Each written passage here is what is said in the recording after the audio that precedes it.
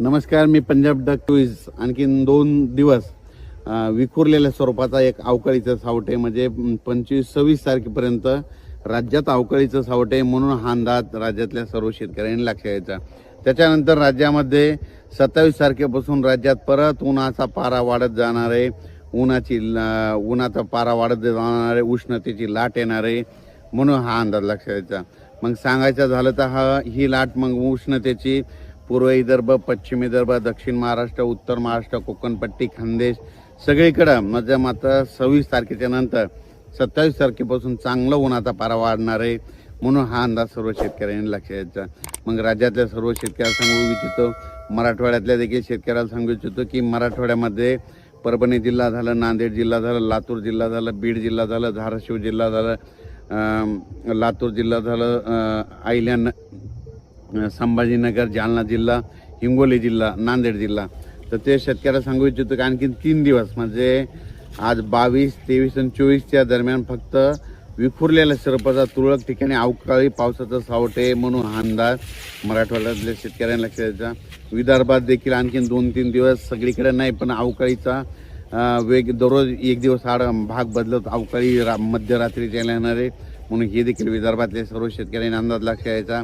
त्याच्यानंतर उत्तर महाराष्ट्रातल्या शेतकऱ्याला सांगू इच्छितो की आज 22, उद्या 23, 24, 25पर्यंत उत्तर महाराष्ट्राकडे समजा इकडं पुणे जिल्हा झालं, समजा अहिल्यानगर जिल्हा झालं, नाशिक जिल्हा झालं, जळगाव जिल्हा झालं, धुळे जिल्हा झालं, ह्या पट्ट्यामध्ये संभाजीनगर पट्ट्यामध्ये आणखीन 3 दिवस वातावरण खराब राहील. म्हणजे सर्वदूर पडणार नाही, फक्त अवकाळीचं सावट राहील, म्हणून आणखी 2 दिवस अवकाळी राहणार आहे. पण 27 तारखेपासून पुन्हा परत तीव्र उष्णतेची लाट येणार आहे. काही ठिकाणी 44°, 42°, 40°, 38°पर्यंत 44, आणि काही ठिकाणी 45-46 देखील पारा 1 मेच्या दरम्यान जाणार आहे, म्हणून हे देखील लक्षात येतं. मेच्या पहिल्या आठवड्यात हवामान तीव्र उष्णतेची लाट राहणार आहे, म्हणून हे देखील अंदाज सर्व शेतकऱ्यांनी लक्षात द्यायचा. म्हणजे 1 मेपासून परत राज्यात चांगली उष्णता वाढणार आहे, म्हणून हे देखील सर्व शेतकऱ्यांनी लक्षात द्यायचं. आता 26 तारखेच्या नंतर देखील उष्णतेची लाट येणार आहे, म्हणून ज्यांच्या हळदी असेल, कांदे असेल तर तुम्ही काढू शकता, हळदी शिजवू शकता, वाळू घालू शकता, कारण की 26 तारखेपर्यंतच राज्यात अवकाळीचं सावट आहे. हे काही सर्वदूर नाही, विखुरलेल्या स्वरूपाचं आहे, 1 दिवस आड 2 दिवस आड येत राहणार आहे, म्हणून हा अंदाज राज्यातल्या सर्व शेतकऱ्यांना लक्षात द्यायचा.